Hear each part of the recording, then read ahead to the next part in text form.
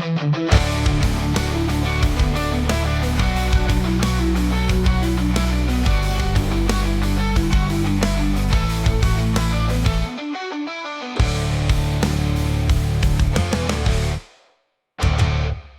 un personaje muy importante, un personaje que yo personalmente desde la distancia admiro enormemente.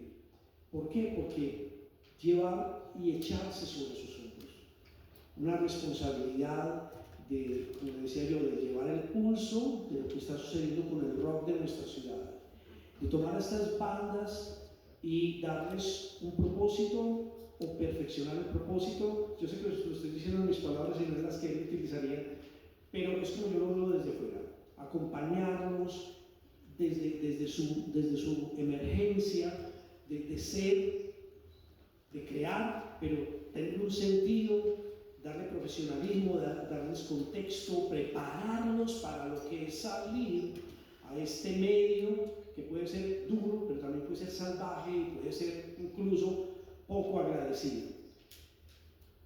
Tomar esa decisión en sus hombros, de hecho ya eso es loable y de quitarse el sombrero.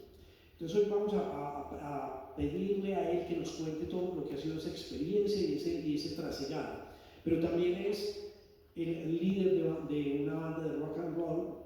Para mí siempre hablaré de rock and roll, sea punk, sea metal, sea lo que sea, rock and roll, y también en su aspecto de organizador de conciertos que tienen alcances locales, nacionales e internacionales. Entonces yo quiero que recibamos con un aplauso muy especial a nuestro invitado de esta semana, a Elliot. Elliot, bienvenido.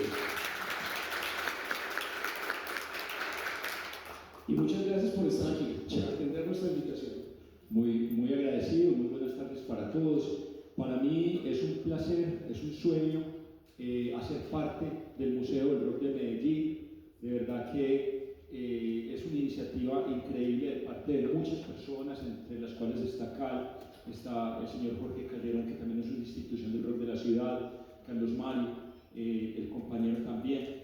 Entonces, yo creo que también quiero aprovechar este momento de una manera muy corta, porque algunos de ustedes que vinieron a acompañarnos no lo saben, pero ellos fueron pilares pioneros del rock en Medellín en su momento, en los 70s, en los 80s, y ustedes no se alcanzan a imaginar quién es Cal, para los que no lo conocen, y lo que ha significado él en la historia del rock, en la contribución de que el rock de Medellín empezara a pintarse como una industria. Así que la admiración es mutua, Cal, estar sentado contigo, entrevistado por ti, con este proceso tan hermoso, tan pionero a nivel, no diría solamente colombiano, sino latinoamericano, que es el Museo del Rock, es también una admiración recíproca. Muchas gracias. Mi nombre real es Juan Pablo Elorza Morales. Nací el 8 de abril de 1979, tengo 47 años. Toda mi familia es paisa, mi papá el santuario, mi mamá dice orgullosamente que nació en el Parque Berrío. Y por una casualidad de que mi papá era un nómada completo en la radio, era un hombre de radio. ¿Ah, sí? Sí, era director, Gilberto Elorza, que fue director de RCN Manizales y acá trabajó con muchas emisoras.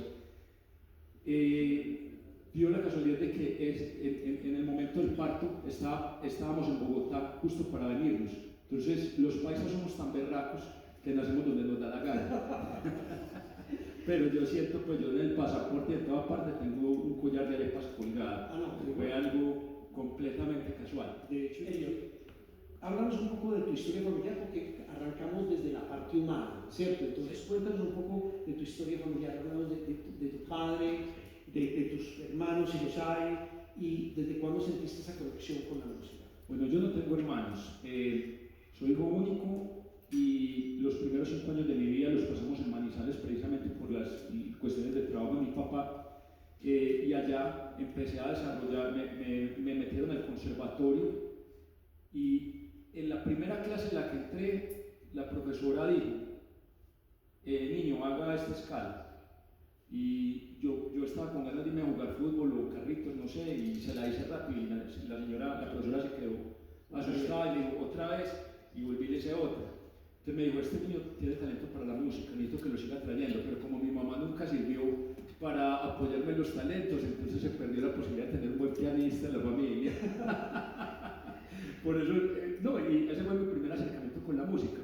¿Qué pasó luego? Ya nos vinimos para acá, para Medellín, y una época en la que ustedes, especialmente Oscar, tuvieron mucho que ver, y fue el ingreso de toda esa música americana. Es que ¿por qué el reggaetón pega tanto acá en Medellín? Porque había una industria que se dio cuenta que la plata se la estaban llevando los gringos, que hicieron hacer su propio negocio acá, hacerlo con artistas locales, obviamente no de buena calidad, y ahí se armó la industria del reggaetón.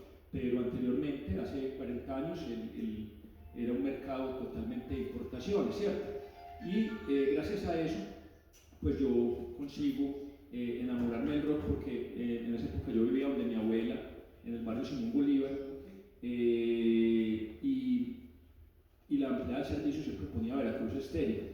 Entonces llegaba y como veíamos las letras y todo eso, escuchábamos, me ponía Bon Jovi, me ponía Cinderella, me ponía todas esas cosas y me decía, esto está el banda, esto está el otro. Yo no teníamos la referencia de cómo era, yo me imaginaba que eran unos peludos. Ya luego cuando salió el programa de Veracruz en televisión, pues sí, me lo perdía para poder entender quiénes eran los que estaban cantando. Y cuando yo conozco a Guns N' Roses, eso es una revolución para mí, eso a mí me cambia completamente, me sacude la vida, ¿cierto? Y en ese momento entendí que mi vida iba a estar muy ligada al rock. Luego, cuando entro al bachillerato, me toca toda esa época del grunge, y digamos que por ahí empiezo como a hacer otra exploración, y ya de ahí en adelante pues he ido cambiando, fui un adolescente que fui buscando mi identidad.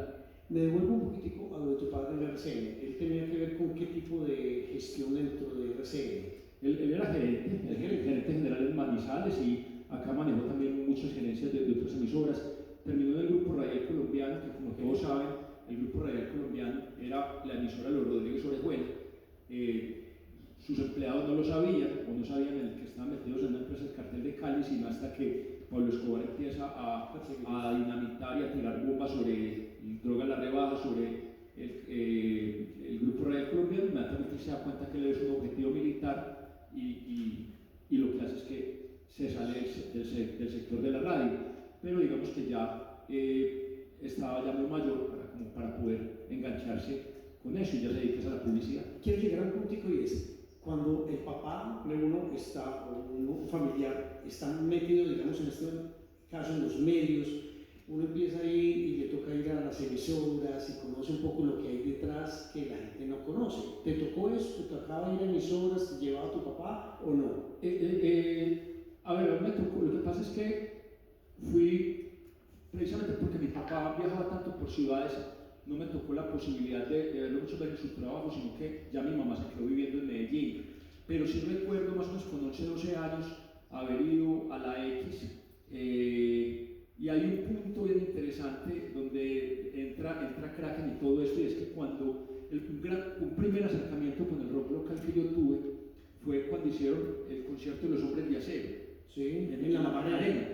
Entonces yo me moría por ir a ese concierto, pero no por Kraken, porque yo no sabía quién era Kraken, sino porque ellos lograron pegar la canción de los Hombres de Acero. Claro, una producción de Chava, de los estudios, que lo tuvimos aquí en una entrevista, que fue el compositor de Todas las mañanas cuando sale el sol, y eso se volvió un himno, un fenómeno nacional. ¿Y fuiste al concierto? No, a eso es lo que iba. Entonces, ¿qué pasó? Tengo dos grandes frustraciones en mi vida. Una es el concierto que hay personas en Medellín como Felipe Muñoz de Tres de Corazón que cuentan que ahí decidió su destino, que él ahí sabía que iba a ser músico. Probablemente a mí me hubiera pasado lo mismo, pero ¿qué pasó? Mis papás eran muy cautos, toda la cuestión, seguro por ser hijo único, y Pablo Escobar está poniendo bombas por toda parte, y luego se vino la de la Macarena. Entonces ellos seguramente lo vieron como un riesgo, y la mentira piadosa que le dijeron al niño es: ya no hay boletas. Entonces esa fue como la solución para no dejarme ir. La segunda frustración es cuando viene Guns N' Roses en el año 92 a Bogotá, la primera vez. Y entonces yo quería hacer hasta lo imposible por ir, y me tocó habilitar matemáticas. Hoy en día yo hubiera perdido el año y lo hubiera repetido, pero en ese momento se me hacía una tragedia, una desgracia, y obviamente me tocó quedarme acá. O sea, ¿no te tocó ver a Guns N' Roses en su esplendor? November Rain, no, en medio de una lluvia en un mes de noviembre? Así es. Muy bien, entonces Guns N' Roses es muy importante. dentro de esos primeros artistas que marcaron tu influencia y luego bandas de grunge, dentro de esos grunge, ¿tienen nombres así que tú digas, estos fueron las bandas de los 90 que me marcaron? Las tres bandas principales que me marcaron en mi infancia y mi adolescencia, como te decía, Guns N' Roses, y ya un poco más me empecé a orientar por el metal.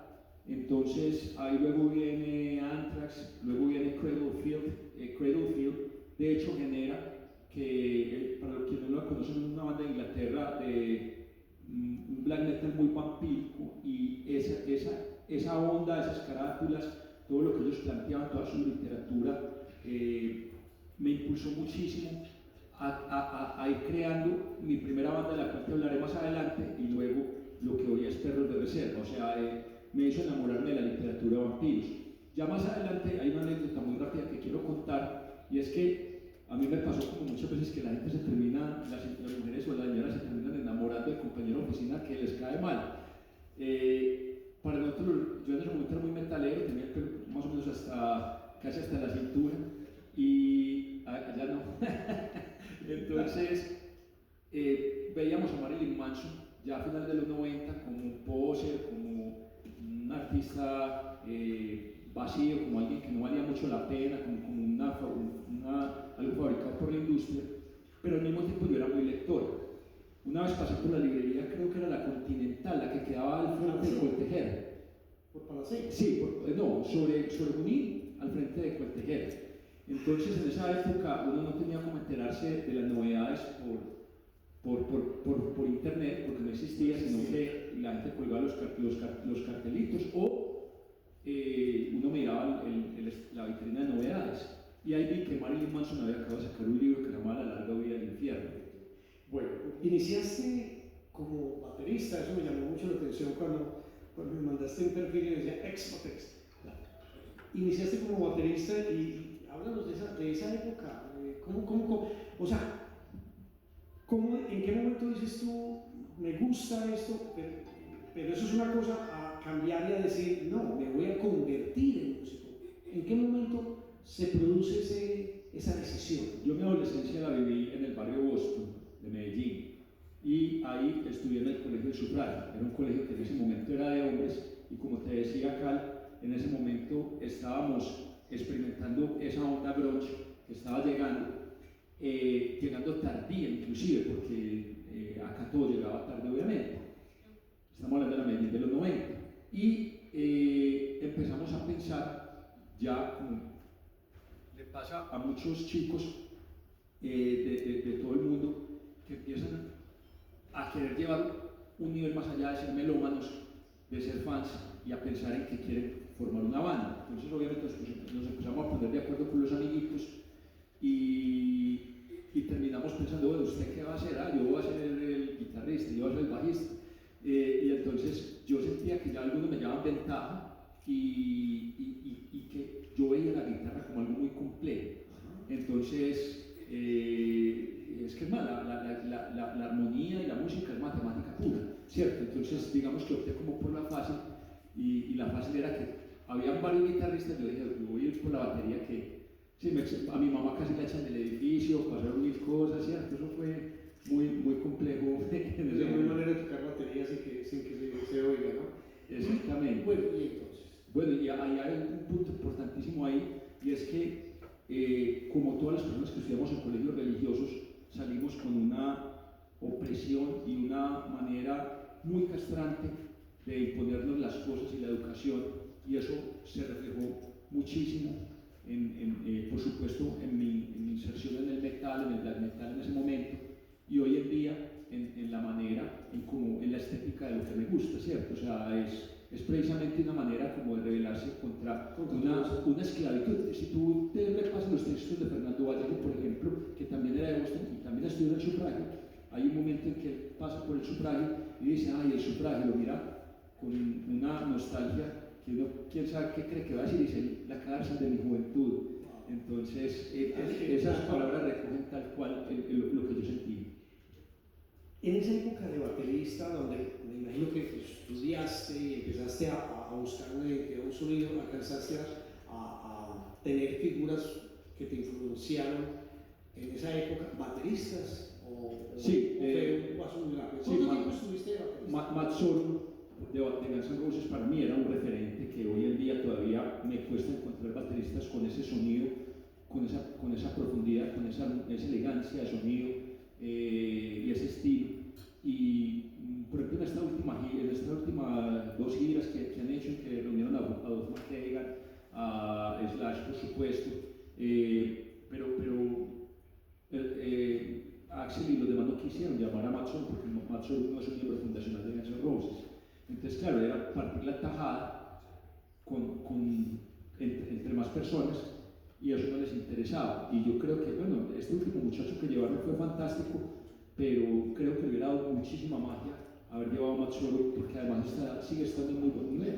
¿Cierto? Y el otro baterista que me marcó muchísimo en esa adolescencia era Nicholas Barker de Cradle of Filth, que era un tipo con una precisión, con una potencia, era una tormenta montada encima de la batería. Y acá hay anécdotas de él en Medellín porque él vino a tocar después con otro proyecto que creo que fue Brujería, no me acuerdo con quién, lo trajo Román al Carlos Viejo, y ya es un señor pues con obesidad muy mórbida, no sé, en este momento creo que está demasiado enfermo, pero en ese momento creo que reventó 3 sillas de batería profesionales por el peso, ninguna lo aguantaba. Entonces, me imagino que eso y el carácter de Dani Weber han sido muy decisivos para que lo sacaran, pero a mí me marcó demasiado cómo grabó sus primeros álbumes. Entonces, te influenciaron bateristas que fueron elegantes, precisos, también matemáticos, ¿sí? Okay. Muy bien. Luego, ¿cuánto tiempo estás sentado en la batería y viene esa transición a ser vocalista? Bueno, antes te quería contar que yo mis primeros pinitos como baterista los tuve en una banda que se llamó Amputación Anal en el colegio. El nombre salió como de varios cruces de nombres. Y luego ahí viene una banda que se llama Octagon, de la cual te hablaré ahora, que creo que está hacia el orden del cuestionario, que también Octagon, yo pensé que no había pasado nada con ella y que habíamos quedado un dedo y que no iba a ser mayor trascendencia. Pero algún día me suena el teléfono, ya hace menos de 10 años. Ay, si me lo permiten, de pronto alguien de mi equipo que me alcance unos CDs que tengo dentro de la maleta para poder ejemplificarlo. Ese CD de Octagon, ese tema de Octagon del que te estoy hablando, fue un demo tape que se grabó a finales de los 90, en el 98. Es el primer trabajo discográfico que incluye el tema del vampirismo en Medellín y el segundo en Colombia. Algunos lo recordarán así, pues porque y entonces, ¿qué sucede? Era un cassette, pero entonces a mí me llaman de la disquera Psychophony Records, que es en este momento la disquera como número 1 underground de Colombia, y me dicen que quieren incluir el disco dentro de la colección exclusiva de Enciclopedia del Metal colombiano. Entonces lleva el número 8 y está con unas obras que para mí, pues a mí me sonrojan estar ahí, porque están con obras como los primeros discos de Masacre, como el primero o el segundo de Tenebrarum. O sea, para mí fue demasiado emotivo ver que había sido algo relevante para la gente, más de 20 años después, ¿cierto? Entonces, ese fue lo último que hice como baterista. Y ya luego, ¿qué sucede? Yo pues soy abogado, tengo especializaciones, soy magíster en Derecho, y me salí de la música por una cuestión que muchas veces a los pelados les pasa, y es que, o que nos pasaba en esa época, es que no encontraba cómo avanzar. No existen las herramientas de ahora como el YouTube, tener un profesor era costoso, para un baterista es complejo porque en esa época no había cómo sonorizar adecuadamente en un apartamento. Entonces fueron muchas cosas que me desmotivaron y que aparte ya sentía que se me iba a empezar a exigir estar saliendo de la universidad, aportar para la casa.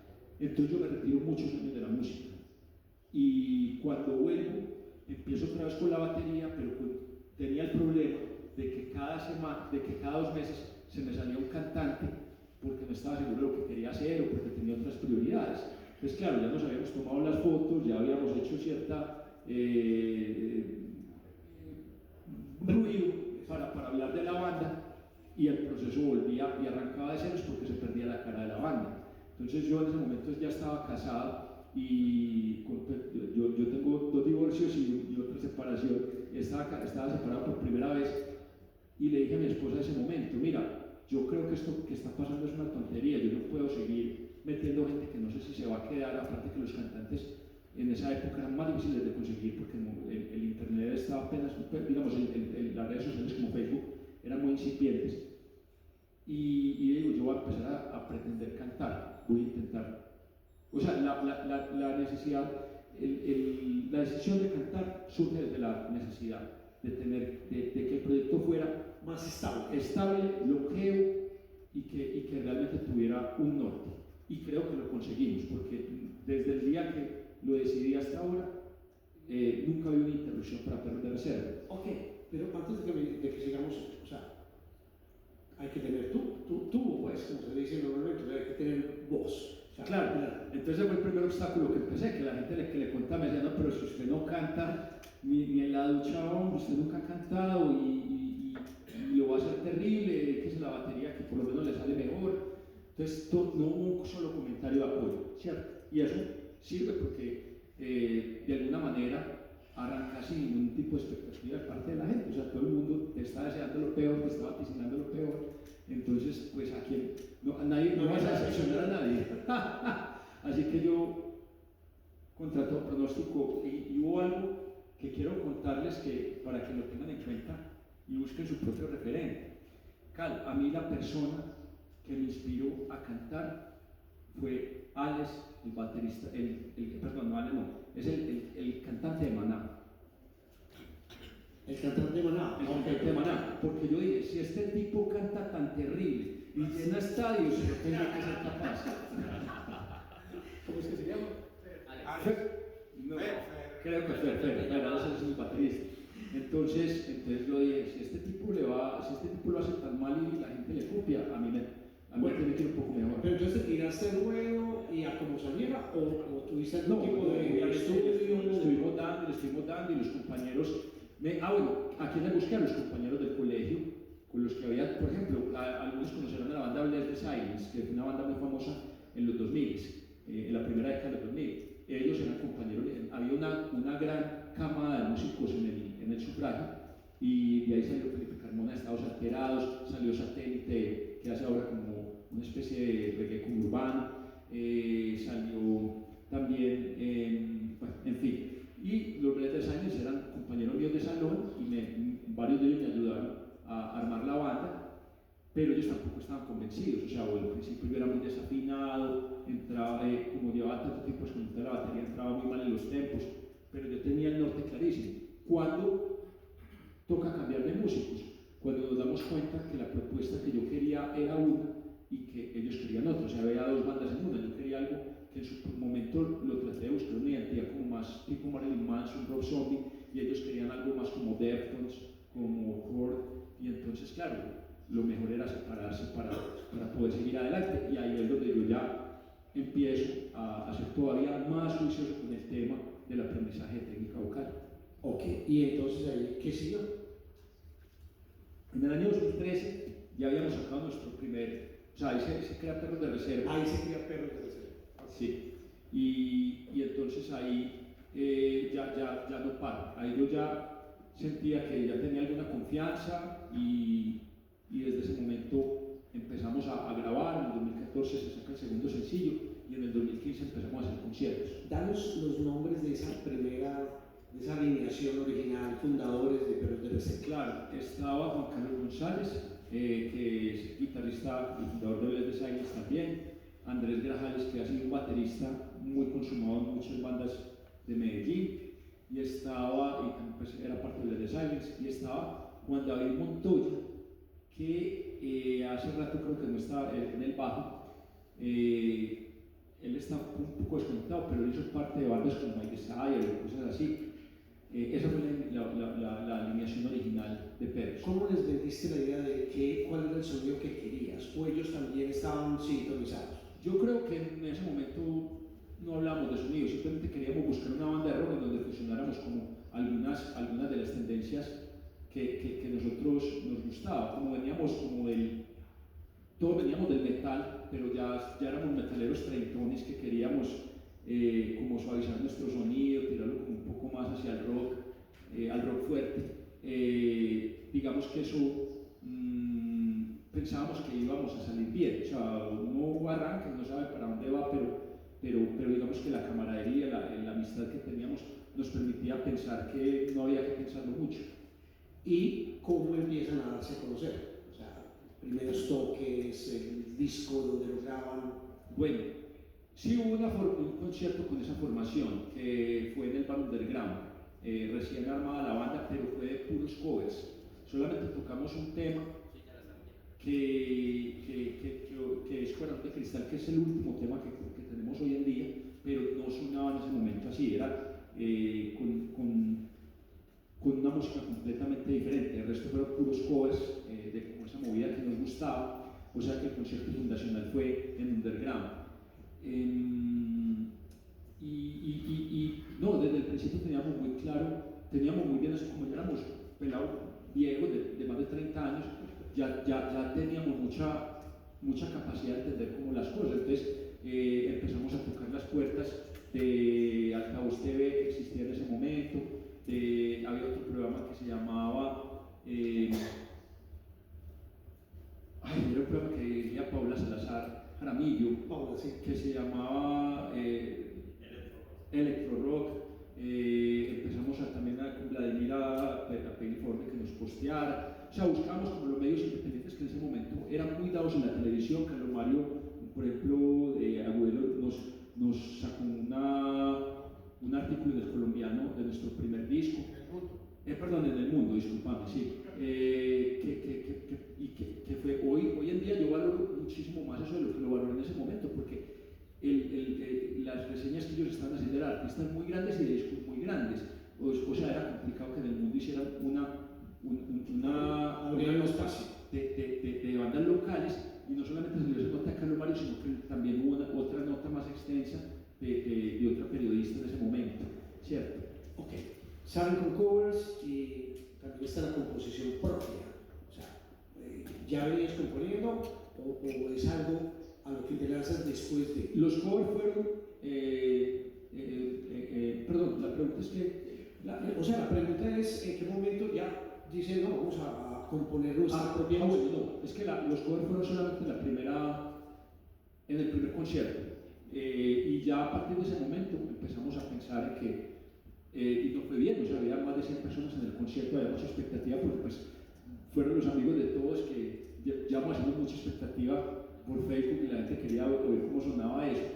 Y en ese momento ya sacamos un videoclip que llamó Viaje Interior, que nos fuimos a grabarlo a Santa Fe de Antioquia, con un rodaje muy espectacular, con muy buenas tomas. Hasta alquilamos un carro antiguo para eso, había extras, todo. Fue muy interesante. Desde el principio empezamos tratando de ser muy profesionales. Muy bien, muy bien.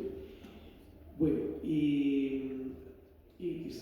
para seguir, una pregunta muy de curioso. ¿Perros de reserva los sacas de la película de Quentin Tarantino o...? Es que precisamente ya teníamos que salir a hacer como ese primer concierto y no teníamos nombre. Esta historia yo creo que se debe repetido cantidad de veces. Entonces, faltando un día, empezamos a lanzar lluvia de ideas, y como te digo, éramos dos bandas en una. Entonces ellos querían unas cosas y yo quería otras, ¿cierto? Y yo dije, ¿qué puedo hacer para buscar un nombre que estos no me vayan a decir que no? Entonces, todo nos gustaba mucho el cine. No, estaba muy de moda Tarantino, me imagino yo que por Kill Bill, quién sabe qué película. Entonces yo propuse, ¿qué tal el nombre de una película? Perros de Reserva. Y todos dijeron, sí, ese es. Hoy en día Perros de Reserva yo lo asocio más a un nombre de una pandilla de vampiros que a la película de Tarantino, como para poder tener una narrativa diferente, ¿cierto? Pienso más como en Los Boys, en ese tipo de películas. Me acuerda un poquito cuando le pusimos el nombre a otra banda de Medellín, de una película, y fue una conversación así, y llegaban nombres por otro lado y apareció Estados Alterados, y ahí, que eso es otra película, y era muy poderosa, y Perros de Reserva es un nombre muy poderoso, ¿sí? Sí. Entonces, bueno, excelente, gracias. ¿Y cuál era, cuando creaste la banda, dónde te la imaginabas a futuro? ¿Cuál era el horizonte que tú decías, yo quiero que esta banda llegue a, sea esto, represente esto. O sea, nosotros en ese momento, cuando la pensamos, muy al principio, queríamos tener, poder expresar nuestras ideas, ¿cierto? O sea, que fuera algo en donde fundamentalmente, pues primero que todo arrancara, pudiéramos hacer conciertos, pudiéramos grabar, pudiéramos hacer cosas interesantes. No teníamos como un norte ni una expectativa, especialmente yo, porque como te digo, yo estuve muchos años dedicado al derecho, ya no ejerzo como abogado, ya estoy completamente dedicado a la gestión cultural y a la música, pero en ese momento, yo al perder tanto tiempo de conexión con la música, yo ya no entendía cómo funcionaba el circuito de Medellín. O sea, yo no entendía por qué la gente ya no compraba discos, resulta que ya los descargaban por Ares, por Torre, por una cantidad de cosas. Yo no entendía por qué las bandas ya no venían a Medellín, muchas cosas, ¿cierto? Y no entendía por qué había unos medios nuevos, porque Veracruz ya no estaba, ¿cierto? Entonces no tenía muchas expectativas, pero cuando ya llega una persona muy decisiva a la banda, que es Andrés Silva, que es un tecladista que tuvimos, ya él no está, pero él profesionaliza la banda cuando salen estos compañeros anteriores, y ahí empieza la segunda formación de Perros de Reserva, que éramos Andrés Silva y Andrés Mosquera, que es el actual guitarrista que está conmigo, y los Mellizos Sánchez, que son muy conocidos también en el bajo y la batería. Pero cuando Andrés Silva entra, él actualmente está en MOVA, Silva entra con una claridad muy definida de lo que es el sistema, de lo que era el circuito del rock, de la música, de cómo se debían mover las cosas, y él me hace entender cómo se promociona, cuál es el norte que debe tener la banda, y ahí es donde yo empiezo a pensar que la banda puede llegar a ser algo grande y puede llegar a estar a tener una buena captación de creación de audiencias. Y ahí es donde yo empiezo a posicionar y a pensar, yo quiero que mi banda esté dentro de los 5 proyectos más top of mind de Medellín. Todavía no lo siento que no lo hemos conseguido, pero sí siento que estamos muy cerca. Estar en este espacio del Museo del Rock para mí es supremamente revelador y gratificante, porque fíjate que hasta ahora todos los invitados que han estado han sido invitados con más de 30 años de trayectoria en el circuito de la música de Medellín, y nosotros apenas tenemos 3. Entonces, que nos tengan en cuenta para estos espacios significa que de alguna manera estamos haciendo bien la tarea de captar audiencias. En la carrera de Perros de Reserva, ¿cuáles han sido los momentos top, los culminantes? Que tú digas, la rompimos, esto fue muy importante para la banda, incluso para los que vienen detrás. Yo creo que para mucha gente, y yo tengo que escuchar también lo que dice el público, han sido las giras internacionales. Perros de Reserva tiene 5 giras internacionales en que hemos visitado 9 países: Canadá, Estados Unidos, México, Panamá, Perú, Argentina, Chile, Uruguay. Por supuesto, pues en Colombia hemos hecho 6 giras nacionales. Dentro de esas giras ha habido momentos muy importantes. Por ejemplo, en Canadá estuvimos en el Montreal Rock Fest, que es un festival en que le abrimos a Venom y a Next Yes, y era la segunda banda latinoamericana que se presentaba en ese festival. En la historia. Sí, y de hecho es la segunda banda que ha tocado en festivales en colombiana, porque solamente Nepentes había llegado al Heavy Montreal, nadie más había tocado. Entonces para nosotros fue un motivo, mucho orgullo representar a Colombia en ese espacio. En Estados Unidos, y en Canadá, la segunda gira que hicimos en Canadá, que fue hace como 2 años, tocamos en un lugar que se llama Fufuns Electrics. Eso traduce algo así como las vaginas eléctricas o algo así. Y Fufuns es el equivalente, para quienes conocen el CBGB's de New York, o que lo conocen, que nos oyeron hablar, porque el CBGB's no existe, es el equivalente canadiense. O sea, es el bar con más historia, con más representación cultural dentro de su cultura. Es un bar en donde siempre las grandes bandas arrancaron cuando no eran nadie. O sea, allá tocó Green Day cuando iban 10 personas, allá tocó Kurt Cobain con Nirvana cuando no era absolutamente nadie. Nosotros tocamos en la misma tarima. Le pregunté a los roadies que me mostraran el espacio, me dijo, ahí donde usted se va a parar, ahí tocó Kurt Cobain, y ahí está la foto, y ahí están las postales de todo eso. Entonces, para uno estar en un lugar tan lleno de historia, eso siento que es demasiado, no solamente importante para nosotros, sino para la historia del país, ¿cierto? En México estuvimos en el Hell and Heaven Fest, que es el festival más importante de metal de Latinoamérica. Estuvimos en el año de COVID, estuvimos compartiendo festival con Deep Purple, con Ginger, con Manowar, con Phil Anselmo de Pantera, con Max Cavalera de Sepultura, no, o sea, unos monstruos. Entonces, eso es de esas bendiciones que te pone la vida. Y en esta última gira, la penúltima gira que fue la Sudamérica, sentimos como una especie de trofeo, de premio sin trofeo que otorgan en Sudamérica, y es que cuando tocamos en Argentina y en Chile, ellos corean las bandas si les gustan. Si no les gustan, te dan la espalda, se van a tomar cerveza o a tomar mate, yo qué sé, pero si les gustan, las corean, tienen unos coros como futboleros, y es distinto el coro de Argentina que el coro de Chile. Para nosotros eso fue muy conmovedor, o sea, el punto de las lágrimas, porque es que, o sea, sentir la aceptación de la gente en unos países con una tradición rockera que son mucho más antiguos que Colombia en ese sentido, pues nos hizo entender que lo que estábamos haciendo tenía sentido. Y bueno, pues sacar los discos obviamente ha sido importante porque ha quedado la memoria histórica. Y bueno, en fin, ese es como el punto. ¿Qué viene para la banda? O sea, desde hoy a continuación para Perros de Reserva, ¿qué viene? Ahora estamos sacando nuestro tercer disco. Bueno, te cuento un poquito la discografía. El primer disco se llamó... me traje los dos. Me traje los dos igual. Bueno, el primero se llamó Viaje Interior. Para la edición de la grabación, lo podemos... Bueno, el primero se llamó Viaje, perdón, el primero se llamó Mal Amor y el segundo se llamó Nefelibata. Aquí no lo alcanzan a ver, pero yo los invito a que busquen Nefelibata en Google o en su plataforma.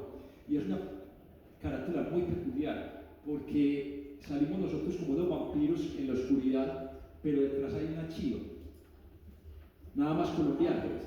Y era porque este disco se lanzó en la primera gira que hicimos a Canadá y queríamos llegar con algo muy colombiano a Canadá. Este disco vendió 150 copias físicas en ese concierto. Entonces, la gente nos preguntaba, ¿qué es esto? Esto es como un bus, pero ¿por qué tiene frutas? ¿Por qué tiene cuadros Sagrado Corazón de Jesús? ¿Por qué tiene café? Y lo veía muy peculiar, entonces nos parecía que era la manera como de mostrar que éramos colombianos. Y este disco tuvo unos singles impresionantes, tuvo el cover de Dinero de Peste Mutante, tuvo Rebelde Actitud, que se volvió un himno, Tía de Frankennovia, que fue el primer video de dibujos animados que hicimos.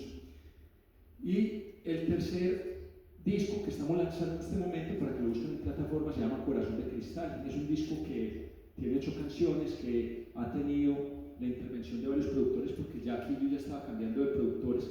Tiene una canción, por ejemplo, con la producción de Julián Velázquez, otro de Nadie, o tiene otro con la producción de Cristian de la Estrella Pornomotora, y tiene otros con la producción de Steven Vaquero de Apolo 7, que es el productor actual.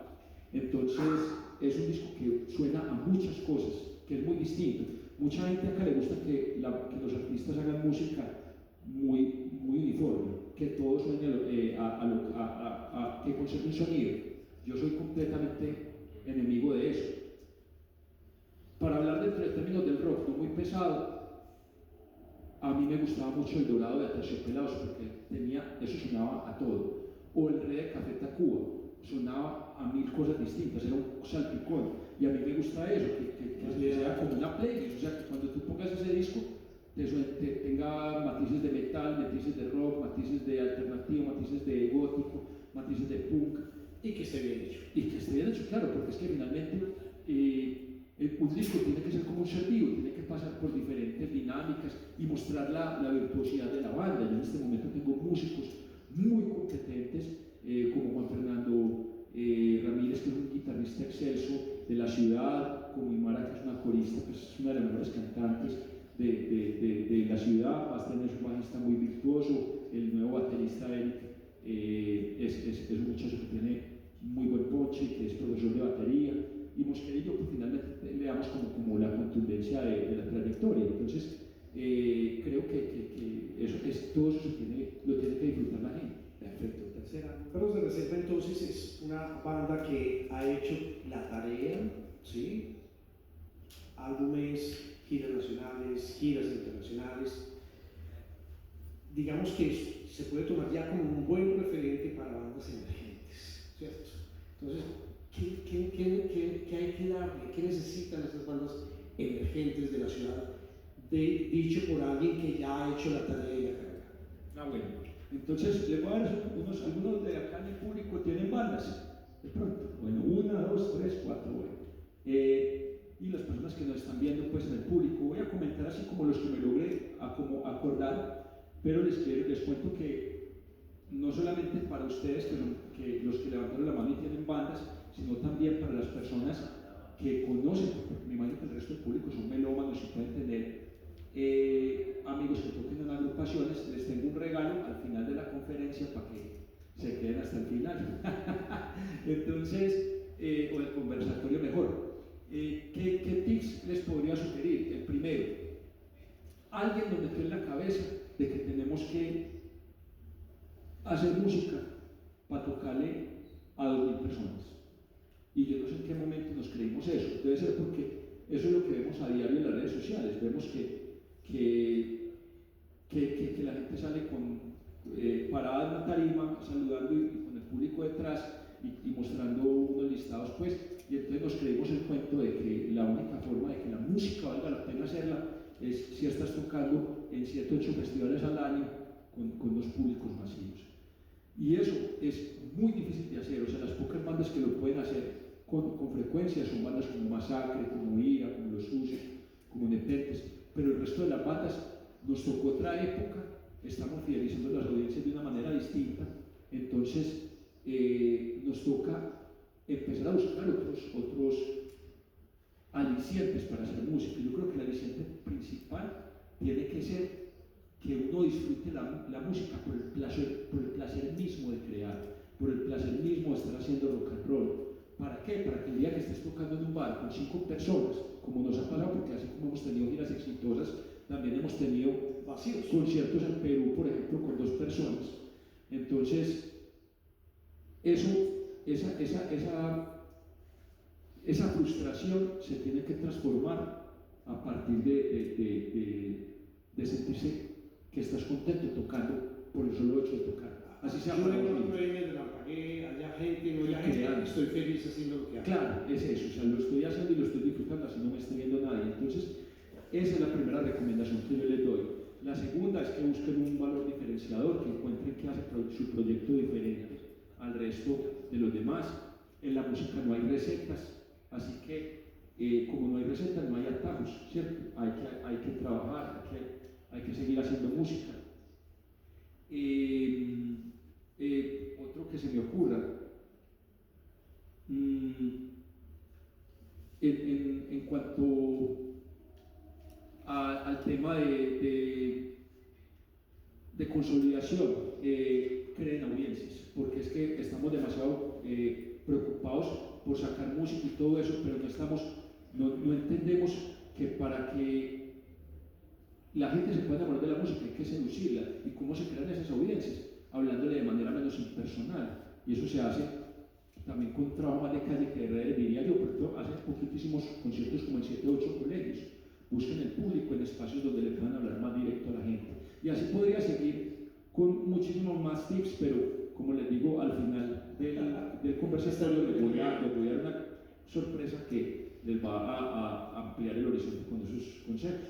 Hay un tip que me gustaría, corto, no sé si lo compartas conmigo, y es para las bandas que están nuevas, y es la convivencia, esa sociedad humana que se forma, donde hay que ceder, donde hay que ser armónicos, donde hay que respetar, porque si no hace explosión antes de, y muchos grandes proyectos, o bandas que uno conoció y uno decía talento, y aquí han estado varios que dijeron, no me la iba con este, no me la iba con él, y bandas, y voy a poner un nombre como ejemplo, como Cripsy, que todos pensábamos que era una super banda, y esa esos problemas de convivencia acabaron con la banda. Entonces, es que yo creo que los problemas de convivencia se resumen en una sola cosa: es sentarse a hablar desde el minuto cero, a ver qué es lo que quiere usted, qué es lo que quiere usted, qué es lo que quiere usted.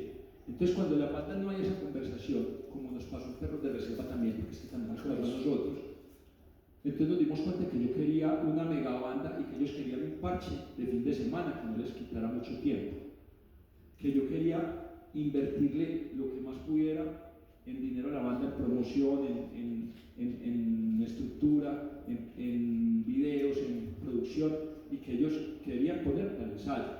Entonces, usted se tiene que sentar desde el principio con la gente para entender si los objetivos de sus amigos están alineados. Por eso tantas bandas fracasaron, porque es que hicimos las bandas no con músicos, sino que hicimos las bandas con los compañeros del colegio, con los compañeros de la universidad. ¿Por qué? Porque teníamos la fantasía de que nos íbamos a parchar y que esa amistad que teníamos la íbamos a transmitir o a suceder en una gira o en otro concierto o en otra cosa, pero no nos dimos cuenta de que de pronto es como en un matrimonio. O sea, tú tienes que sentarte con tu novia y decir, ¿usted qué quiere? O sea, si eso no se hace desde el principio, por eso hay tantos problemas, por ejemplo, con el tema legal, porque no se pusieron de acuerdo quién va a ser quiénes van a ser los productores y en qué porcentajes, quiénes van a ser los dueños del fonograma y en qué porcentajes, y ahí es donde enfrentan los problemas. Cuentas claras, chocolate espeso. Entremos a Azorrock. ¿Qué te llevó? Voy a poner una palabra que es muy personal: a semejante responsabilidad. Bueno, para quienes no saben, Azorrock es actualmente la agremiación de bandas de rock de Medellín, es el sindicato de bandas de rock de Medellín y el área metropolitana. ¿Por qué crear un sindicato? ¿Por qué crear una agremiación? Y me devuelvo a Perros de Reserva un poco, que les estaba contando la primera gira que hicimos a Canadá. Fue una gira muy exitosa donde hicimos Canadá y México. Y cuando llegamos, como eso fue con becados por el municipio de Medellín, teníamos que hacer una socialización de lo que había sido ese proyecto, de que habíamos hecho con nuevos recursos. Entonces yo empiezo a pensar, pues uno después de acabarse de bajar de la tarima con cronos de Venom y de estar en un ambiente con una gente tan pesada del circuito musical norteamericano, empieza a pensar que yo me voy a volver para Colombia y yo qué estoy haciendo para retribuir un poquito a la sociedad, al circuito rockero de mi ciudad, lo que estoy obteniendo acá, lo que estoy aprendiendo de todos estos monstruos. En ese momento Perros de Reserva ya tenía un problema que hoy seguimos adoleciendo, pero en menor escala, y es que yo siento que Perros de Reserva le pasó lo que le pasó a Tres de Corazón en los 2000 y a Kraken en los 80, que fue una banda que fue resistida por otro sector de músicos porque fue percibida como una banda burguesa y como una banda que no le estaba tocando el mismo sacrificio que a los demás. Y me imagino que a ti te tocó lo que pasó en el Diego, ¿cierto? Yo fui el organizador. Claro, entonces, por lo menos ahora le tiran a uno hate en redes. En esa época ellos les tiraban piedra en el Diego y les tocó parar el concierto porque casi los matan, les tocó salir casi que en tanqueta.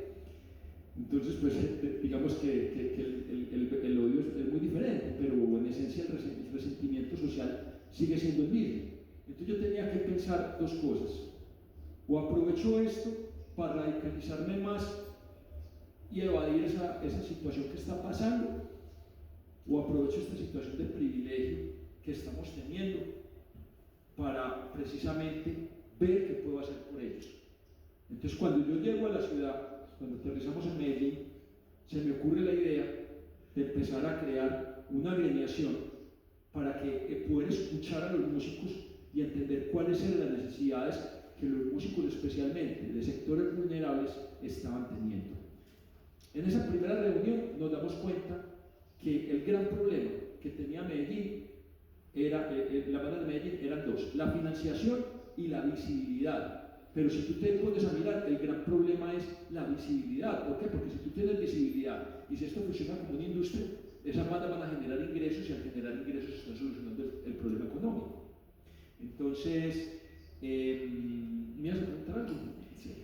No, termina la idea. Ah, bueno, listo. Entonces, ahí es donde se crea la necesidad de Azorro, o sea, entender una plataforma que pueda ayudar a que de manera colectiva los músicos de Medellín puedan tener más visibilidad, pero al mismo tiempo que funja como sindicato, porque nos empezamos a dar cuenta que las entidades territoriales, desde más o menos hace 30 años, empezaron a ver que la música en vivo era un mecanismo no solamente para generar mucho impacto a nivel cultural y a nivel de impacto de esas administraciones, sino que también generaba mucho flujo de dinero para los contratos de esos productores de sonido y de todas las empresas que estaban alrededor de eso. Entonces, claro, ¿qué es lo que estaba pasando? Que en esa carrera los músicos estábamos también un poco perdiendo, como en el último escalón. Siempre había plata para la producción, pero a veces no para los artistas. Y los estímulos y las convocatorias que se sacan de estímulos por parte de las entidades territoriales, especialmente el tema de Medellín, cada vez se van recortando más. Entonces tú te pones a mirar quién es nuestro gran empleador por el sector del rock. El Estado, especialmente las entidades territoriales, el distrito y el municipio A, el municipio B. Entonces, ¿qué hace un sindicato? Un sindicato precisamente lo que tiene que hacer es tratar de que a sus trabajadores no le menoscaben sus derechos y sus garantías.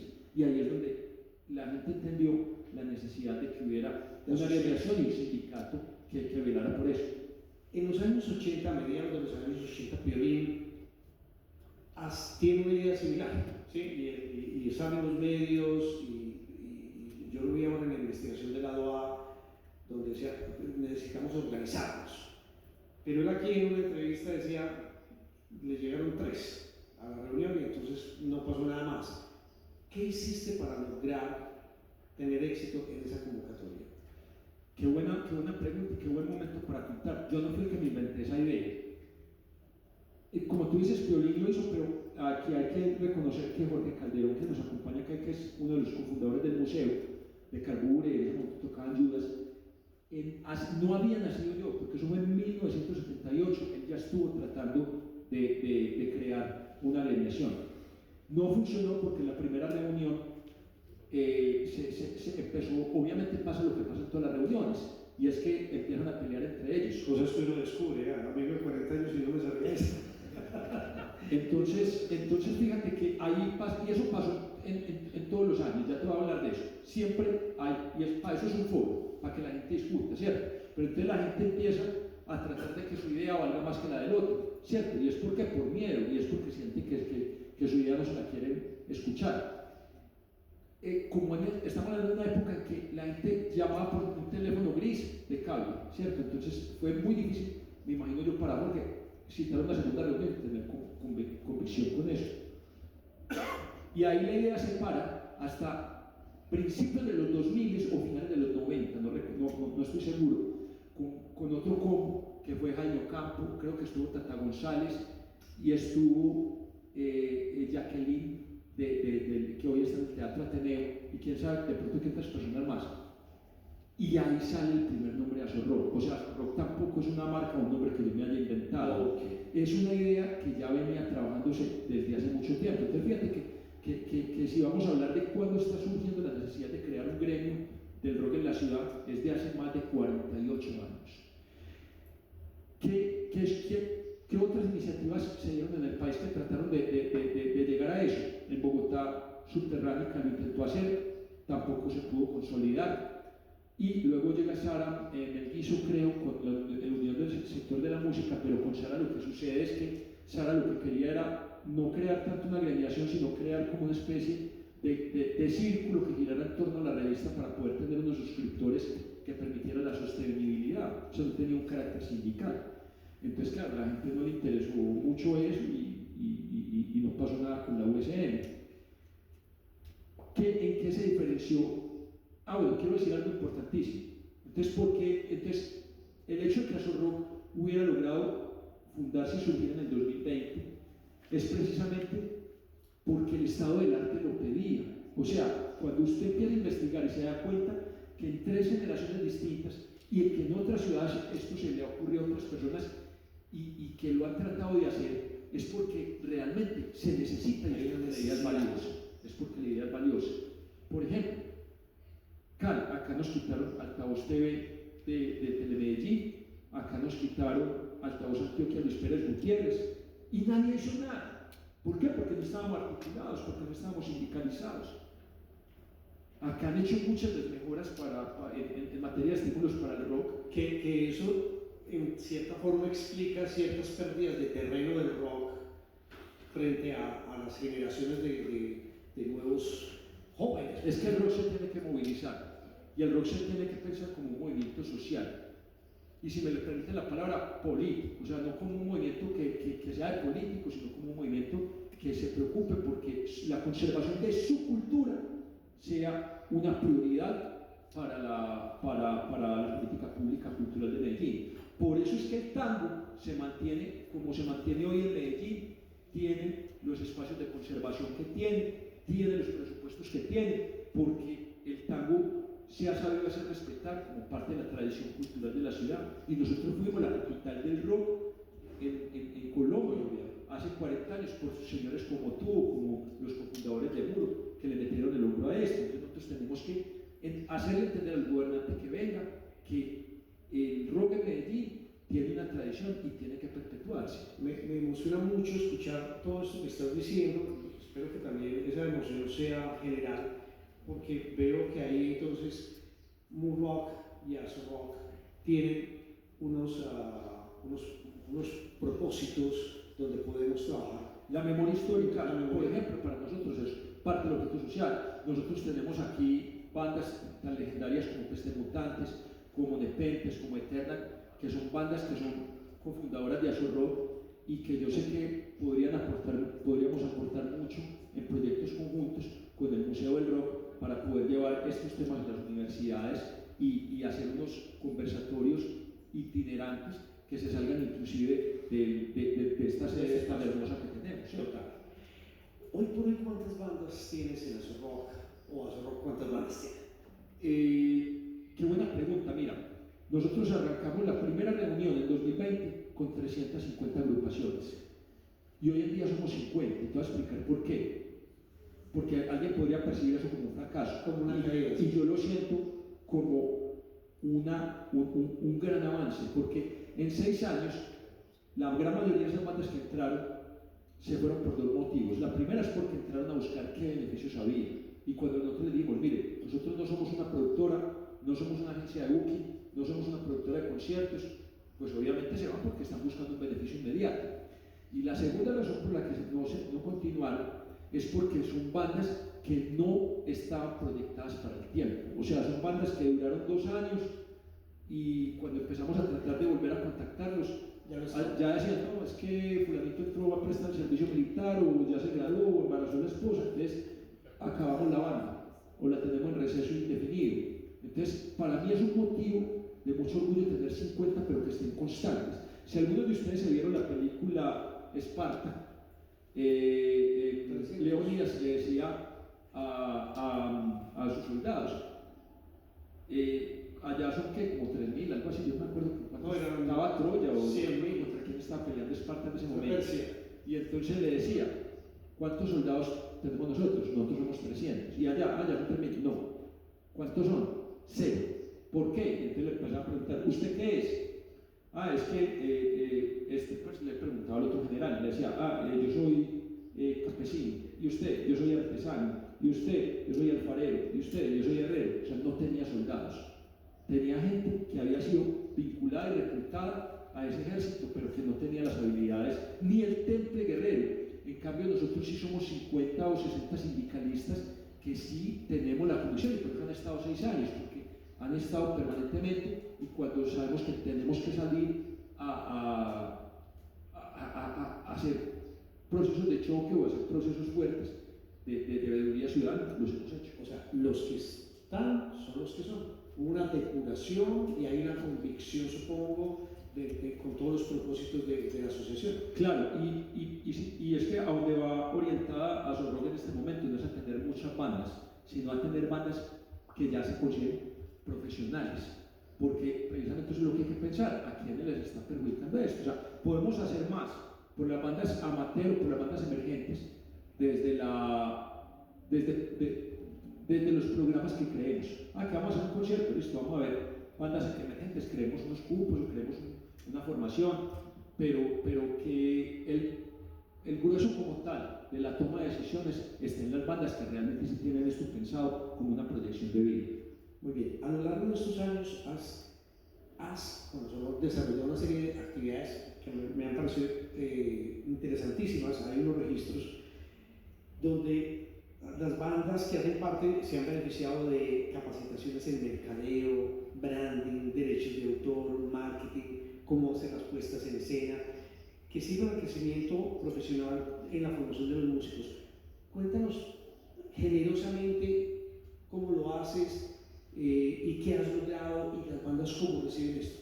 Bueno, hace poco, hace como 2 años, tuvimos, por ejemplo, el seminario Cómo mover mi banda y no mover en el intento. Es un seminario internacional porque tuvimos 4 panelistas de orden internacional, 2 de México, 2 de Uruguay, gente que ha trabajado con artistas y con gente muy importante del circuito, no solamente a nivel latinoamericano, sino a nivel mundial. Tuvimos panelistas de Bogotá y eso fue completamente gratis para las personas que se quisieron presentar, salieron con muchas herramientas, entendieron la importancia de la creación de audiencias para solidificar sus proyectos, para solidificar sus proyectos, y fruto de ese seminario, la gente también salió pues con su certificación.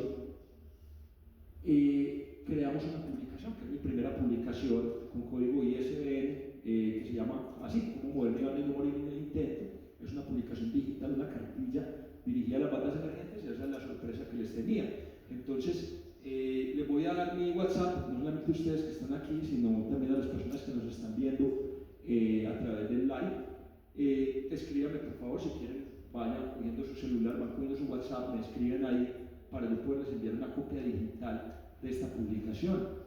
El número al que me tienen que escribir es el 311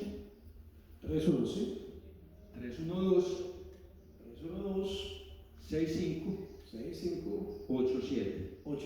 Les repito, 311-312-6587, y simplemente me dicen, estuve en el conversatorio, deseo una copia de la publicación. Pues ahí está el resumen de todas las ponencias, que es supremamente interesante.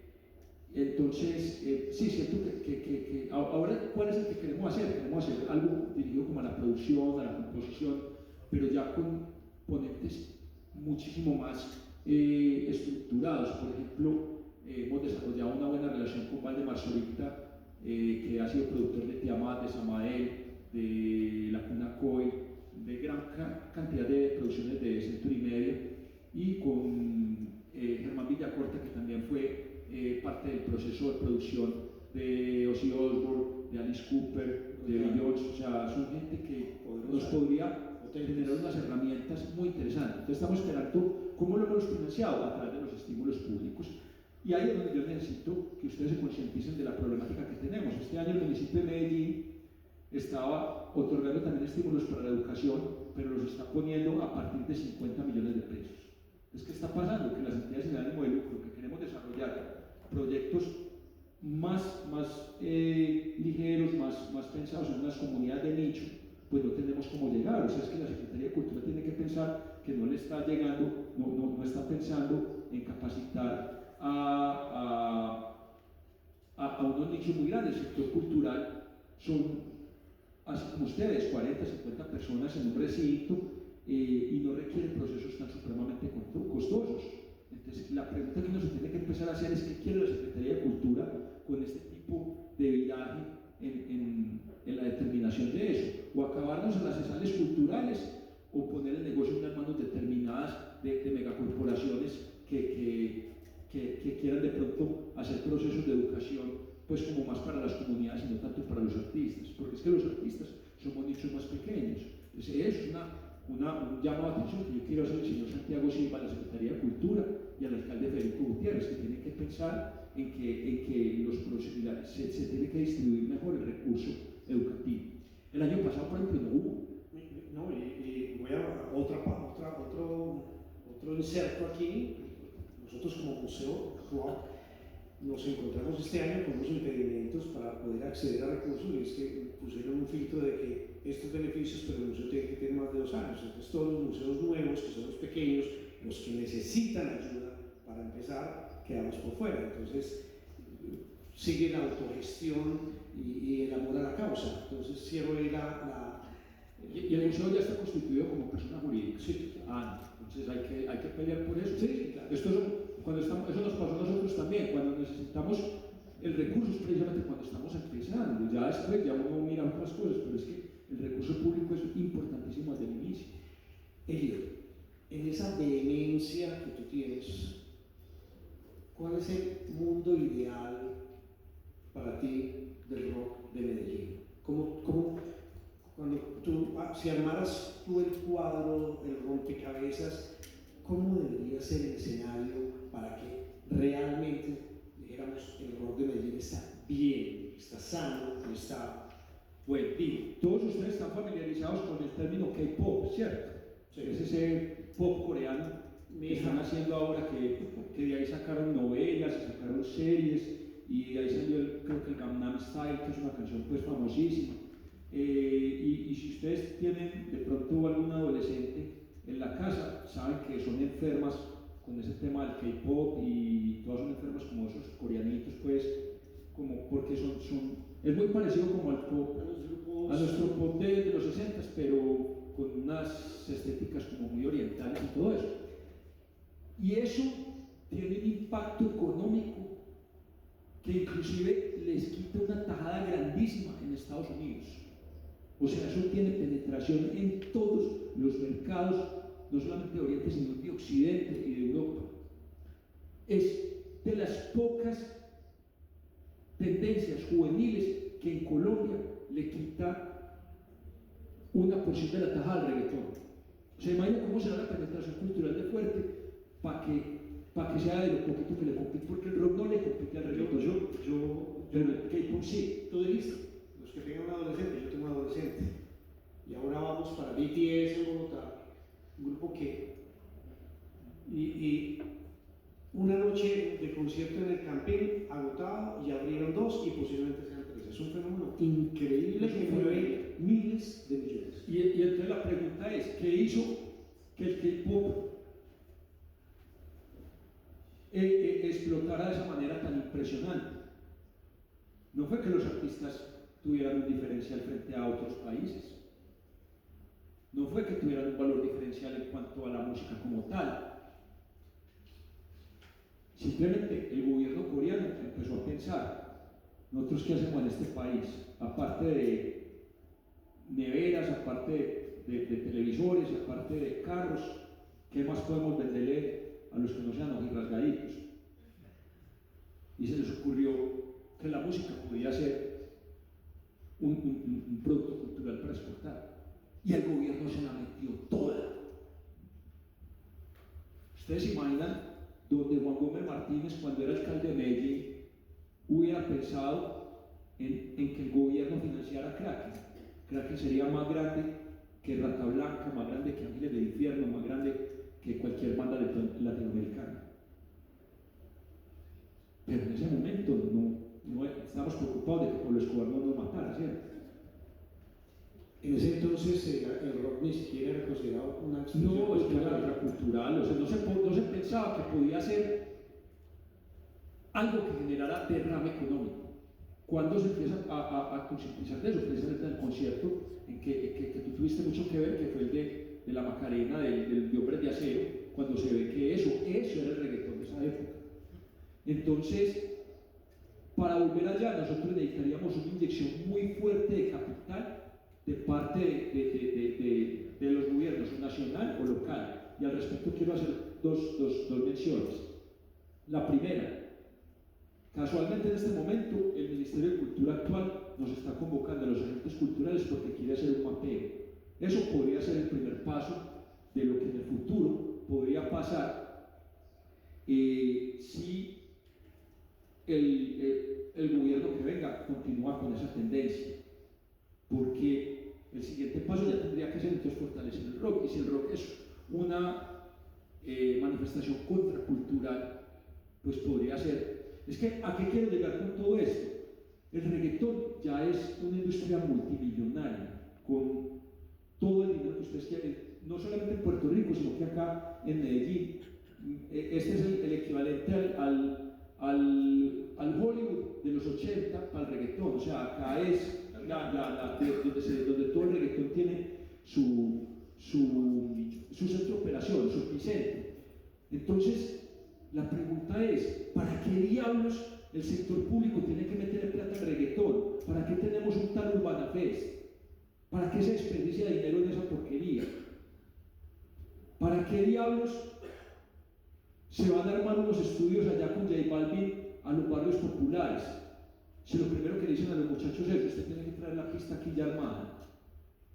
O sea, ni siquiera es a cantarla, eso lo puede grabar él, no se necesita un estudio tan fastuoso para grabar eso.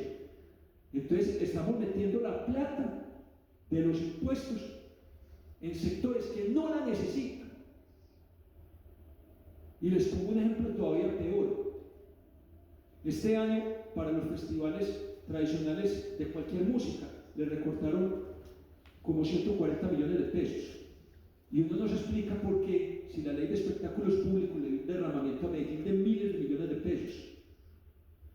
Entonces, es muy poquito lo que le están invirtiendo al tema de pago de artistas y al tema de estímulos. ¿Para dónde se tiene que estar yendo el resto de la plata? Para el tema de infraestructura y para el tema del cemento de esos escenarios culturales y no para el tema de la oferta cultural. ¿Y por qué? Porque es que los que ponen la financiación de esas campañas son los mismos contratistas que se generan con la creación, con el mantenimiento del ladrillo. Los artistas no generamos votos. Entonces, eso es una cosa por la cual la sindicalización del movimiento del rock tiene que ser una prioridad, la movilización. Miren, les voy a poner un ejemplo nomás. Acá Román González, con unos posts, con unos reels que hizo para pedir que nos devolvieran el viejo, creó todo un alboroto. Dios es una sola persona haciendo fuerza, y por eso fue que el viejo en buena medida volvió a ser intervenido. Creo que fue en la administración anterior de este mismo alcalde.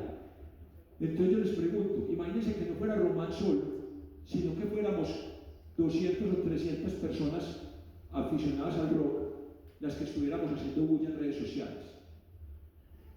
¿Cuántas problemáticas podríamos solucionar? Esa era la pregunta, la siguiente pregunta que te iba a hacer. Es decir, bueno, ya sabemos qué debe hacer, tenemos que dejar la indiferencia. ¿Qué debería hacer el Estado? Tenemos que unirnos en torno a las causas del rock. ¿Qué deberíamos hacer los rockeros? ¿Y cuál es el primer problema que tenemos? Tenemos que dejar de verlos como enemigos. Aquí una banda le empieza a ir medio bien y las demás le empiezan a tirar en redes sociales que qué porquería, que qué música tan maluca.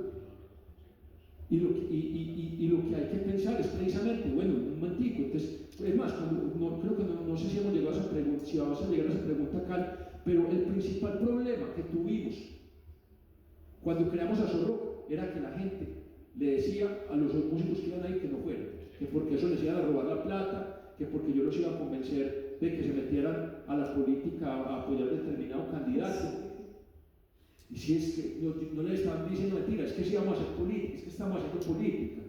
¿Qué es política? No es apoyar a un candidato a un puesto, es decirle a la Secretaría de Cultura, apóyenos, respétenos y manténganos las garantías. Y tenemos estas necesidades y usted no las está atendiendo. O sea, hacer política es precisamente hacer movilización social. La unión hace la fuerza en este caso. Sí. Entonces, hablen eso con sus compañeros cuando lleguen a sus casas o cuando estén el viernes tomándose una cerveza con alguien. El rock necesita movilizarse a sí mismo. Y nosotros que ya somos viejos, que ya tenemos una carrera o que ya tenemos un trabajo, tenemos una obligación mayor porque ya entendemos realmente la dificultad que hay con esto. Si no, vamos a perder la tradición cultural que tenemos. Por eso es que los pelados escuchan rock. Yo vengo de tocar en 7 u 8 colegios y me preguntaban que cuándo iba a tocar una de Bad Bunny. Entonces, tenemos que tratar de que esta tradición no muera, porque está muy ligada y enraizada a la ciudad. Nosotros le hemos dado las bandas de rock más grandes a Colombia. Hace 2 semanas, para reforzar lo que dice Elio, hace 2 semanas fui a dar una conferencia del museo en una biblioteca de un lugar que no quiero acordarme, y había pues todo un salón, varios salones de sardinos de 10 y de 11, y esa era la audiencia de la charla con que iba a contar la historia del rock graduado, y me dio por hacer un sondeo. A mí me encantan los estudios de mercado, y me dio por hacer un sondeo: ¿qué música te gusta? ¿Qué música te gusta? Del 100% de estudiantes que habían ahí, el 70% reggaetón, el 20% reggaetón y popular mexicano, ¿sí? Y solo el 10% sabía algo de rock, ¿sí? O sea,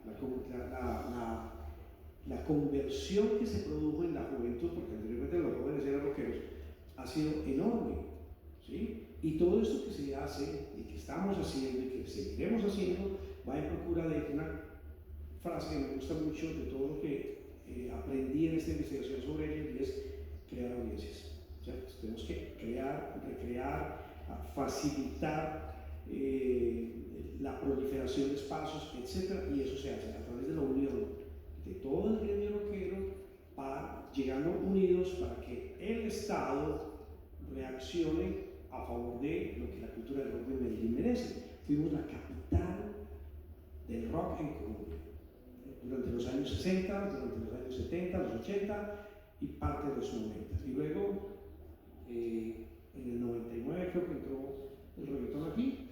No, yo creo que inclusive desde el 94, cuando se van las disqueras, Ya hay ya Bogotá con el solo Rock al Parque ya empieza a construir empieza a mover la capital. Tal cual. Si hoy nos están viendo bandas nuevas, músicos nuevos que quieren entrar a Soul Rock, ¿qué tienen que hacer? Bueno, qué buena pregunta. Aquí como te decía acá mucha gente ha querido entrar por los beneficios, porque saben que tenemos un festival que se llama Boulevard a Soul Rock, y quieren, es como la primera pregunta que hacen es: ¿ustedes qué dan? ¿Ustedes qué beneficios tienen? Nosotros no somos una productora, ni somos una agencia de booking, ni le vamos a solucionar los problemas suyos como van. Nosotros somos un sindicato.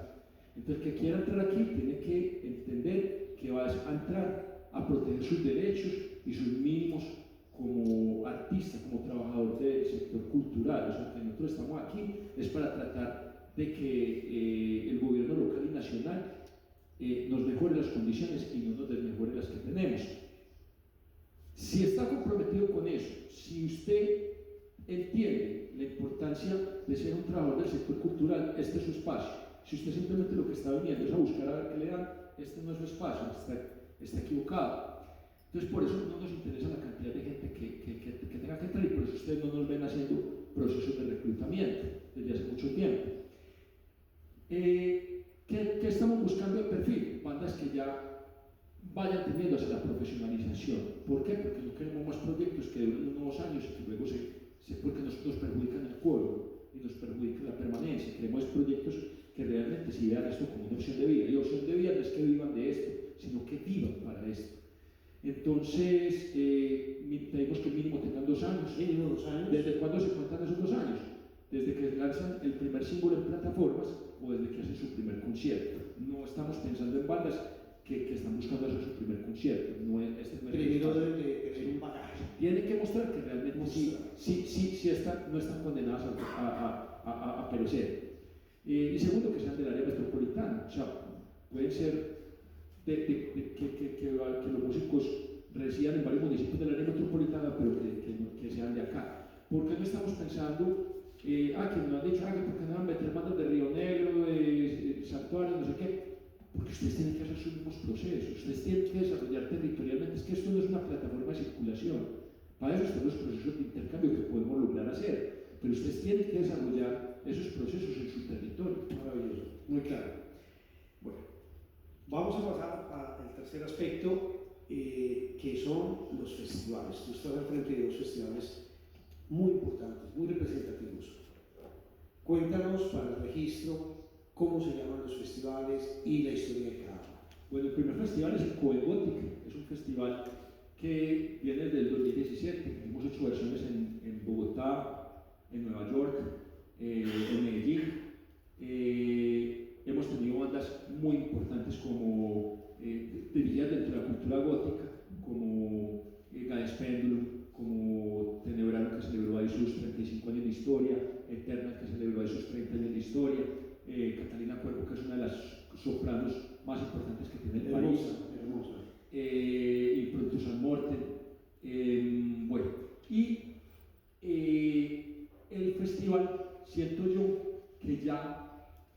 un ciclo, o sea que ya como que reventó el nicho, ya es muy complicado conseguir headliners para seguir alimentando el festival, entonces ya lo vamos a abrir, ya le vamos a cambiar la partícula gótica porque se llama solamente Kobe y va a ser un festival que va a ser un poco más abierto a otras tendencias del rock. Entonces esa es la primera noticia, la chiva que te tengo hoy para acá, porque el festival no muere, pero va a se va a transformar. ¿A qué lo quiero yo llevar? A que sea un festival de bandas de colegios y universidades. O sea, que sea un festival en donde podamos alimentar ese público joven. A partir de ahorita estamos esa es la cara de felicidad, Jorge Calderón, porque nosotros cuando pensamos en todo esto, de que esto vuelva a tomar aire, pensamos mucho en exactamente lo mismo. Sí. Es maravilloso. Claro. Y, por supuesto, aprovechar que ya se está generando un público joven para meter de pronto una bandita cada año que esté haciendo las cosas muy bien, que ya sea más crecidita, pero que le podamos también abrir el espacio para que pueda tener acceso a esos públicos juveniles que de pronto no tiene la forma, porque es un proyecto muy bueno, ¿cierto? El segundo proceso, sí. No puedo dejarte pasar al segundo sin preguntarte cómo es organizar un concierto en Nueva York. ¿Cómo fue eso? Teníamos una aliada increíble que era Kat, se me olvida el apellido de Kat, me va a matar, ojalá que me esté viendo el envío. Kat es una bajista increíble que vive, se fue para Nueva York, es una mujer pues que es súper talentosa, un oído perfecto, y logró allá empezar a hacer el sueño de muchos músicos colombianos, que es lograr vivir de la música en Nueva York. Entonces, cuando hicimos la gira de Canadá y Estados Unidos, ella nos ayudó a conseguir esa fecha en Brooklyn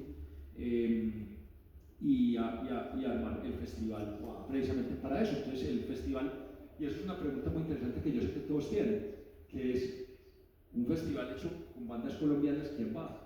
Entonces, es un público mixto, van mitad gringos, ¿cierto? Pero la otra mitad son latinos que viven allá y ese es el público más apetecido porque son gente que vive en una soledad impresionante de no ver a sus familias, de no ver a otros colombianos más allá de con los que trabajan y eso en mucho tiempo. Y es gente que vive muy sola y que trabaja y que vive algunos hasta con 2 trabajos, vive para trabajar y ya.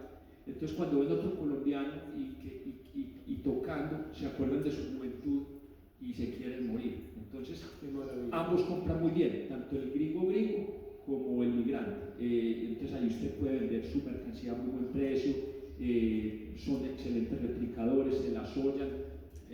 Son unos conciertos muy, muy chéveres porque la gente sabe que son espacios que difícilmente se repiten. Qué maravilla. Bueno, y el segundo evento que tenemos es el Boulevard Azul Rock. Es un festival que tenemos ya, vamos para la versión número 14. Tenemos ya 13 versiones y ese festival arrancó. Nosotros con Azul Rock hemos hecho más de 50 conciertos, la mayoría en bares. Pero Román González, que siento que es una persona que le ha aportado excesivamente al rock de la ciudad, cuando fue director del Carlos Viejo, nos abrió el teatro para que pudiéramos hacer allá conciertos. Ya tuvimos, yo calculo que más de 50 bandas de Azul Rock tocando, que es muy meritorio porque tocar en el Viejo no es cualquier cosa. O sea, ustedes están tocando, es como ir a la Meca, o sea, es ir al templo del rock en Medellín, donde han tocado, donde Juanes hizo conciertos, donde Nash, donde Masacre, o sea, donde han pasado unos nombres grandísimos y unos conciertos memorables. Entonces, por ejemplo, yo llevo 3 años de trayectoria artística que yo no he podido tocar en el Viejo, pero mis artistas de Azul Rock, gran parte, yo creo que no se me quedó nadie por fuera, todos lograron tocar en el Viejo. Fueron conciertos que logramos hacer en asocio con Sedal Musical, con Blair Music, y bueno, la antepenúltima y la penúltima edición de Boulevard Azul Rock que tuvimos fue hecha con estímulos del sector público. El primero con 20 millones de pesos de presupuesto y el segundo con 40. Y esperamos que el del año entrante sea con entre 60 y 80. Este año desafortunadamente no logramos el puntaje suficiente para ganar el estímulo, pero lo vamos, es una sorpresa que a empezar otra vez en el tema de autogestión, entonces vamos a hacer como, va a ser un evento como de impacto hormiga, más o menos como lo que es el Festival de Jazz de Medellín, que sea paralelo en varios venues, ¿cierto? En varios lugares, pero que fundamentalmente podamos concentrarnos en los menores. Queremos llamar fuertemente a los estudiantes para que vayan, y creo que ya tenemos un preacuerdo con la Secretaría, con la Casa de la Juventud en Envigado. Yo creo que este año el festival va a ser muy en asocio con Solo Rock Envigado y con la Casa de la Juventud de Envigado. En ese festival, estas dos versiones que hemos tenido, pues hemos tenido headliners como Peste Mutantes, como GP, como la banda de Toño, ¿cómo es que se llama? Que ya me olvidó. ¿La banda de quién? La banda de Toño Agresor. Y hemos tenido, ¿quién más ahí? Ay, se me olvida el otro. Bueno, han sido pues agrupaciones con muchísima trascendencia, ¿cierto? Muy bien. ¿Qué queremos hacer? Intercambios también, que eso sirva como una plataforma de intercambio a nivel colombiano, porque es que ya en este momento el festival, desde que nosotros ganemos estímulos, es un presupuesto que está al nivel de los festivales de las ciudades intermedias. En este momento estamos manejando, el último festival que tuvimos manejó el mismo presupuesto del Festival de Rock de Montería. Entonces eso nos permite entender el nivel de trascendencia que estamos logrando tener. Y aparte de eso, fue un festival que con la misma plata estuvo no un día, sino 3 días, y con 19 artistas en escena. Maravilloso. Bueno, has crecido mucho en redes como Azorrock. Para quienes nos siguen, para quienes están aquí y no nos siguen, ¿cuáles son las redes sociales para seguir todas las novedades y estar conectados con claro, es una oportunidad muy buena para contarles que nosotros también tenemos un medio de comunicación en Azorrock. Si ustedes lo buscan en Instagram y en TikTok, pero en Instagram es donde más nos movemos, se llama Voz para Voz. Voz la primera con Z y la segunda con S, Voz para Voz.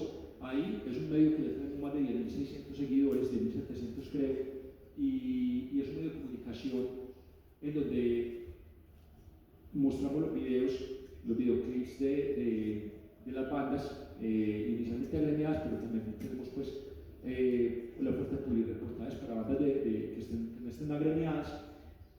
Tenemos la posibilidad de que ellos publiquen ahí sus conciertos. Eso es un medio de comunicación un poco diferente de lo que se venía haciendo con otros medios, ¿cierto? O sea, más como de contar desde el punto de vista más actual, como lo hacen en este momento los influencers de Instagram, ¿cierto? Que se sienta más como propio de la plataforma. Y este año tenemos un proyecto de que vamos a hacer unos microperfiles de cada una de las bandas agremiadas para que precisamente no tengan que tener una producción, no tengan que tener un video, no tengan que tener un concierto para darse a conocer, sino que la gente en esos microperfiles de 1 minuto 30 pueda conocer la esencia de la banda. Perfecto, perfecto, muy bien. También estamos en Azorrock Medellín en Facebook, y bueno, ya para perros de reserva, pues buscan perros de reserva en Facebook, en Instagram, en TikTok. Acá está mi equipo de comunicadores pues, que se llaman Nuestras Redes, que viene siendo un trabajo muy bien. Hemos subido bastantes seguidores, lo que hace que los communities cogieron el negocio. y tenemos una página que es perrosdereserva.com. Los invito a que escuchen también en nuestras plataformas como Spotify, como Deezer, como YouTube. Tenemos más de 16 videoclips y son todos, no es porque sea mi mejor, pero son muy bacanos. De una gran factura. Sí. Que si hay algo que me llamó mucho la atención es la calidad de la producción, ¿sí? Con muy buen gusto, no le deben nada a nadie. Bueno, tú eres un hombre de muchas entrevistas. Yo te decía fuera del micrófono, te han hecho todas las preguntas del mundo, pero tal vez alguna vez no te han preguntado algo de lo que has querido hablar. Sí. ¿Cuál es ese tema de lo que quisieras hablar que yo no te he preguntado y no te he preguntado hasta la fecha? Sí, claro, que bueno, ahí se ve, por ejemplo, no sé si ya les había mostrado, yo creo que acaban de prender la pantalla, ¿cierto? No, ya está todo el día. No, toda la noche está. Listo. Bueno, ahora les cuento una cosa. Hay un tema que me di cuenta esta semana y que lo quería compartir con ustedes porque no lo sabía y pues les puede ser de utilidad. no sé si se han dado cuenta que muchas personas tenemos una banda y somos como locos compartiendo y compartiendo, compartiendo, y no pasa nada y nadie se mueve, y uno dice, pero ¿será que es que la música que hago es muy maluca? Que no me avanzan los likes, no me avanzan las reproducciones. Pues primero hay una sobreoferta impresionante que lo hace más difícil, ¿cierto? Usted pauta y tampoco es que cambie mucho la cosa, usted sigue que hay más visualizaciones, pero las reacciones de la gente, los comentarios de la gente también siguen siendo mínimos. Entonces no pasa nada, y uno dice, ¿qué diferencia las bandas que se posicionan en muy poquito tiempo a las bandas que en un trayecto similar no han logrado afincarse en el corazón de la gente, ¿cierto? No han logrado voz a voz. Prueba de eso es que bandas con 4 o 5 años de haber lanzado un disco y la gente no lo conoce, ¿cierto? Y una persona muy importante dentro del sector de la música que ha logrado muchas cosas en muy poco tiempo, me reservo el nombre, me comentó qué es lo que está pasando, no solamente, ni siquiera a nivel de Colombia, a nivel mundial, porque esos proyectos logran esos impactos tan fuertes. Usted ve que hay muchas bandas a nivel mundial que pegan durísimo muy rápido, ¿cierto? Y uno dice, pero si hay bandas iguales de buenas que no ha pasado nada con ellas, ¿qué pasó con esta que esta sigue para los buenas y a estas no? Voy a hablar un poquito de política. Ustedes están familiarizados que los políticos, para poder cambiar las tendencias de un lado para el otro y para poder convencer a los votantes, tienen un término que se ha venido acuñando, que son las tales bodegas. Y con esas bodegas dirigen la opinión pública, porque entonces la gente termina creyendo que esos bots o esos perfiles falsos y todo eso son gente de verdad que está realmente, que es mucha gente. La mayoría de la gente pues ve una opinión de este o el otro y no le paran bolas a eso y sigue derecho. Pero cuando hay una gran cantidad de opiniones al respecto, eso moviliza. Y eso está pasando en la música desde esta década como mínimo. O sea, están generando bodegas para parar los proyectos musicales y para que la gente crea que eso es una tendencia y que realmente hay una gran comunidad de personas alrededor de esos proyectos. Entonces, ¿qué pasa especialmente con los adolescentes? Usted está buscando identidad y cuando usted ya ve que no hay una gran comunidad de personas, pasa lo mismo que pasa con el reggaetón. Usted quiere ser popular, usted quiere estar con. Por eso es que en el colegio le hacían bullying al que era diferente, porque la idea de nosotros como sociedad es uniformar, pertenecer. Sí, usted tiene que estar acá, como cierto. Entonces, ¿a qué quiero ir con ese tema de las bodegas? Que si usted quiere de pronto que la banda pueda tener un poco más de atención, usted tiene que generar una comunidad un poquitico, y lo voy a decir así, sin rodeos y sin mente, pues, así sea un poquitico forzada o así sea un poquitico ficticia. O sea, usted tiene que empezar a colocar a su familia y a sus amigos a que alimenten esa comunidad, porque no puede esperar a que eso se dé de manera orgánica, no va a pasar. Es más fácil que la gente ya vea que hay una comunidad integrada ahí y se vaya sumando. O sea, bodeguitas. ¿Cómo? Bodeguitas. Sí, una mini bodega. No, y es que es tan sencillo como esto, Cal. Si no hubiera habido una persona que crea su rock al lado de bandas pues, que fueron muy determinantes en acompañarnos desde el inicio, como Atenesis, por aquí está Vladimir de Rockeros de Medellín, está Charlie de la Esencia, ¿cierto? No reconozco de pronto los proyectos de los demás, pero el mismo Jorge Calderón que nos acompañó en su momento cuando estaba con Titán. Si no hubiera sido porque la gente se va sumando a esa tendencia, no estaría yo sentado hoy acá y no habríamos hecho la cantidad de proyectos que hemos hecho. Entonces, lo difícil es encontrar como quienes vayan generando un ruido para que los demás se peguen. Sí, entonces creo que el éxito de las comunicaciones en este momento no va a ser tanto planificarlas, ni lanzar, ni hacer música, sino como tener muy claro como un grupo de respaldo que tenga esa mini bodeguita para poderlo parar. Elio, ¿los cómics siguen pararon? Sí, una pregunta ¿de qué habla Calomario? El cómic de Perros de Reserva. Tenemos ya 2 volúmenes que hemos sacado. no hemos podido volver a sacar porque digamos que la pandemia nos frenó muy fuerte, como con muchas cosas, ¿cierto? Y Azorrock mismo ha sido muy demandante en tiempo, pero ya tenemos el tercer cómic, vamos a tratar de sacar el tiempo para poderlo hacer el tiraje y poderlo distribuir no solamente en conciertos, en espacios del rock, sino también en ferias del libro, en el Sofan, en el Comic Con, en ese tipo de espacios. El valor agregado que tiene este tercer cómic es que es a color.